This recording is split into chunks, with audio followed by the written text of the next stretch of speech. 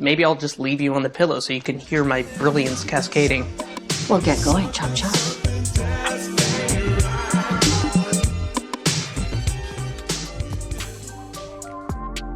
And so here we go again, back with another one. Welcome to the Dark Times channel.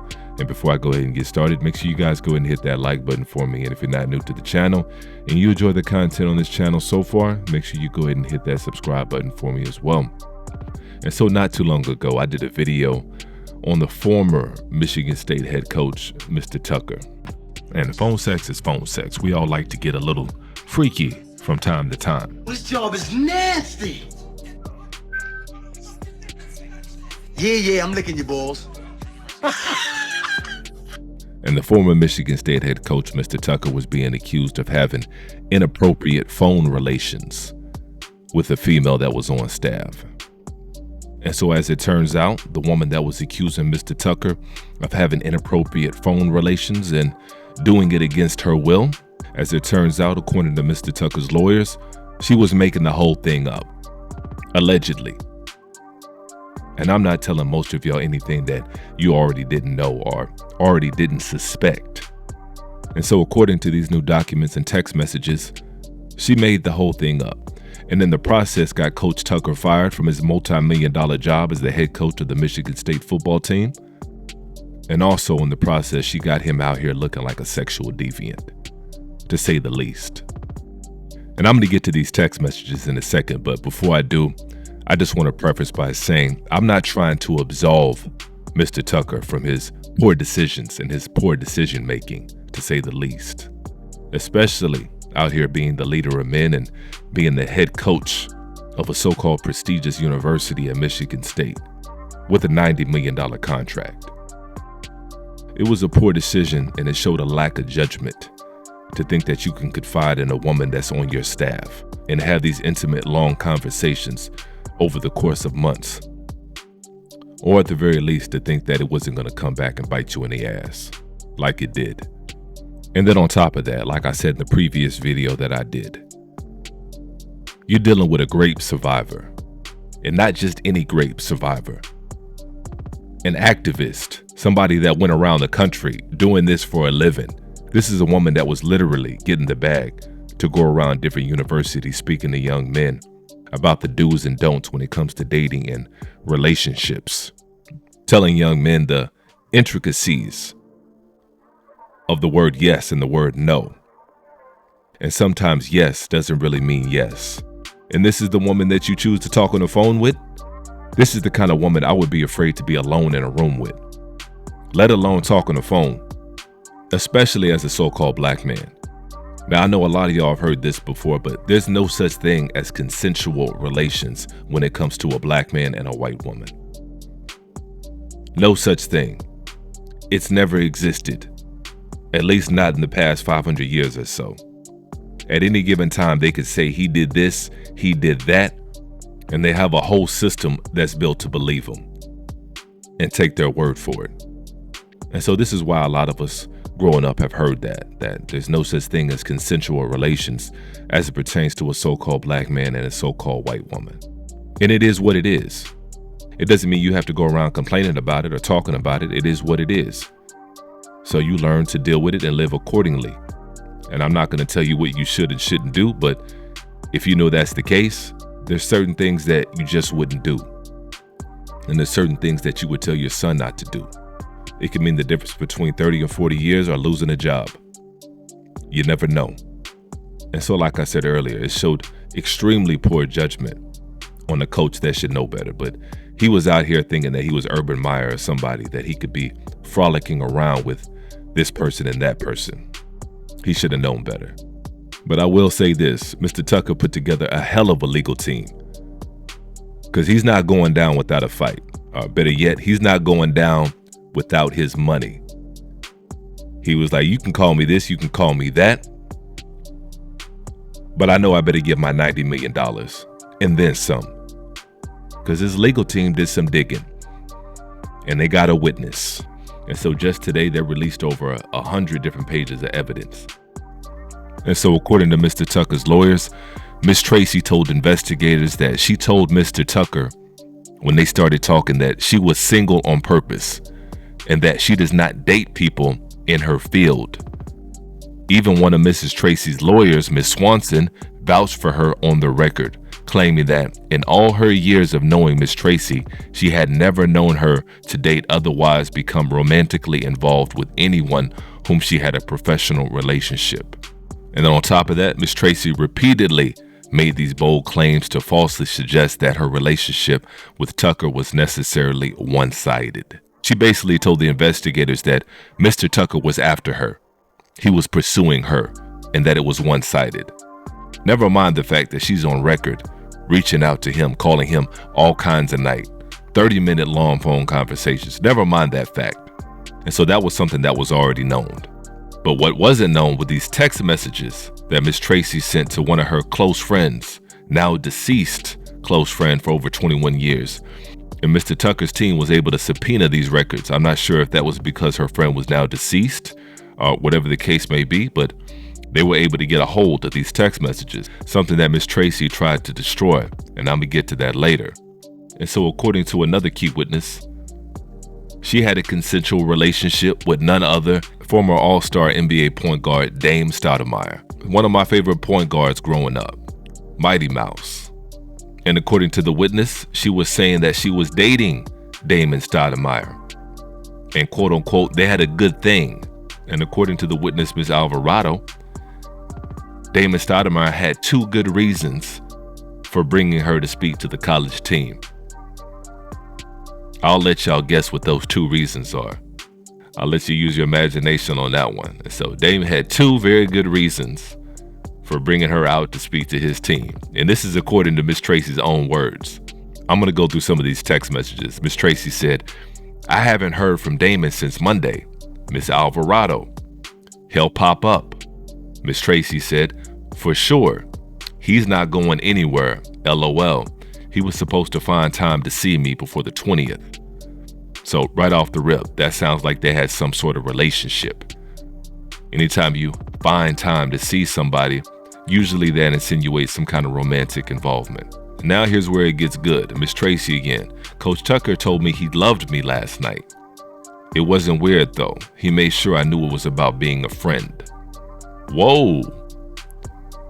So now you see some overlapping. Not only is she spitting at Damon Stoudamire, this whole time she's spitting at Coach Tucker as well. And so Miss Alvarado responds, "In other news, LOL, Coach Tucker isn't going anywhere either." Miss Tracy responds, "Definitely not, LOL. He went to some retreat for his birthday, came back all zen. He's one of those in another life. I guess they talked about trauma, and he said he thought about me and how amazing it is that I can speak about mine. He said I'm a brilliant human being and too special for this world.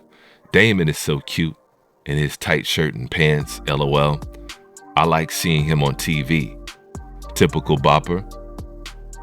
And this is something that Mr. Tucker's lawyers picked up on.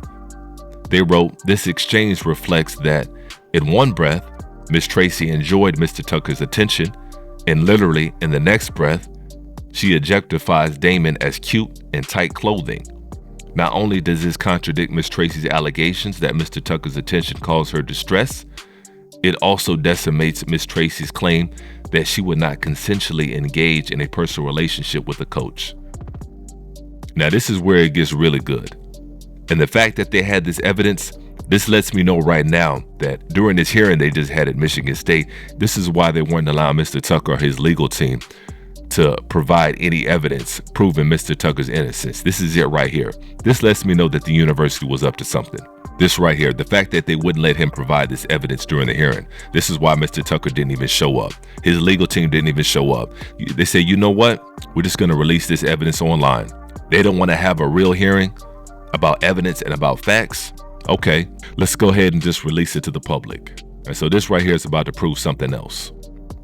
And so they wrote, Miss Tracy told the investigator that she would not accept gifts from Mr. Tucker after knowing he was romantically interested in her.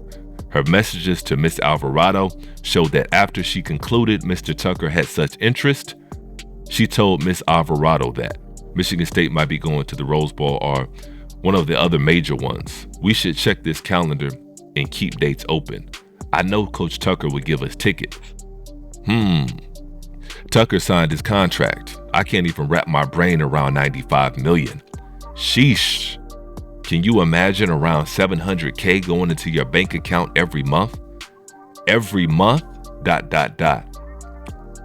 We're gonna make it happen. ... I'm gonna ask him to finance the doc part of it. Marketing materials that Miss Tracy wanted for her nonprofit organization. ... He'll do it. So this shows she was plotting the whole time. She saw that $95 million bag and started plotting the whole time. And it gets worse. Mr. Tucker's lawyer stated, likewise, despite what she told the investigator about not having a personal relationship with a coach, Miss Tracy seemed to enjoy Mr. Stoudamire's position. Indeed, during a visit to Mr. Stoudamire in Boston, Miss Tracy sent a video of his living room and the view, telling Miss Alvarado, he chose the flight that gets me there the earliest for us to spend more time together. That his place is so nice and that she could get used to this lifestyle. I bet she could. And not only that, separately, having previously dated a DJ, Miss Tracy commented to Miss Alvarado, watching the DJ at halftime. Thank God I graduated to a coach on the bench. LOL. And so yeah, she is who we thought she was. And so now let's deal with this witness real quick. According to Mr. Tucker's lawyers, additional new evidence eliminates the she said, he said posture of this case. Instead, a new witness familiar with Miss Tracy's representation regarding their relationship has come forward under oath in a sworn affidavit and flat out said that Miss Tracy and Mr. Tucker were in some sort of relationship when the conversation took place. The phone sex was consensual. No other witness, including Miss Tracy herself, has made any statement under oath. And so not even Miss Tracy has said anything under oath. And this is where it gets real suspect. According to the witness, Miss Tracy went to an extraordinary length to try to stop Miss Tracy's written communications, a fraction of which she referred to in this letter. A fraction of Miss Tracy's written communications with Miss Alvarado from ever seeing the light of day. As detailed in the new witness's sworn statement, while Miss Tracy's supposed friend lay dying in a hospital, and even after death, Miss Tracy sought to sleep over at Miss Alvarado's house, in her room, and repeatedly asked Miss Alvarado's family for access to Miss Alvarado's phones and computers. According to the witness, she said, it really struck me odd that she would want Alhan's things and would be asking Alhan's family for them as Alhan lay dying in her hospital bed.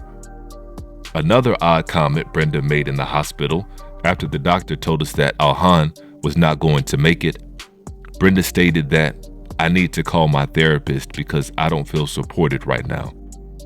According to the lawyers, they stated this apparent attempted cover-up alone should tell you about the type of person who made these baseless allegations against Mr. Tucker.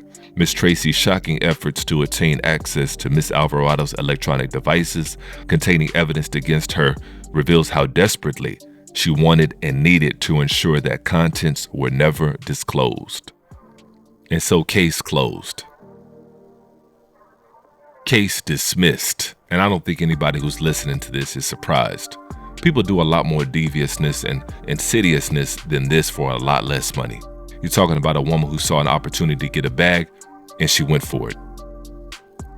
But shout out to Damon Stoudamire. That's another individual who showed poor judgment for dealing with an individual like this. Knocking her down in your home. He allegedly dodged a bullet because he could have been next or he could have been first. It just played out the way it played out.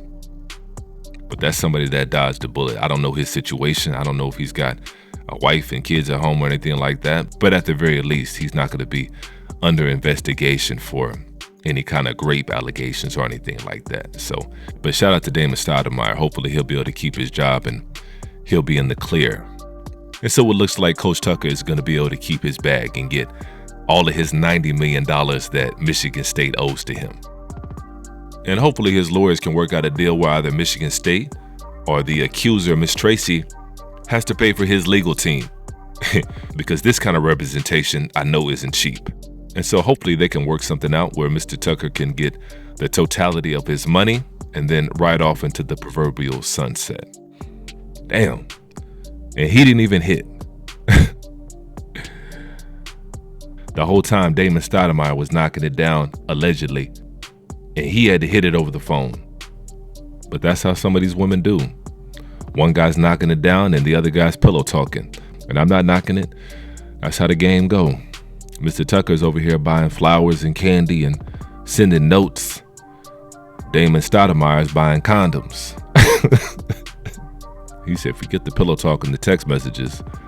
Come through. But I think that's going to be a wrap on this particular video. Definitely go ahead and chime it in the comment section on this one and let me know how y'all feel about this one. And as usual, peace and chaos.